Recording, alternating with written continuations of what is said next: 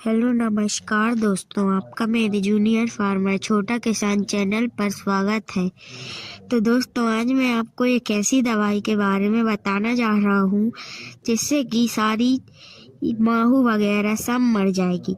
जिस दवाई का नाम है गुंथर। ये दवाई अगर आप एक बार डाल देंगे तो आपको कोई भी कीटनाशक और कोई सी डालने की ज़रूरत नहीं पड़ेगी, क्योंकि ये दवाई सारे काम कर लेगी, माहू वगैरह मार लेगी। ये एक बार इसकी फोटो देख लीजिए और लाइक कर दीजिए।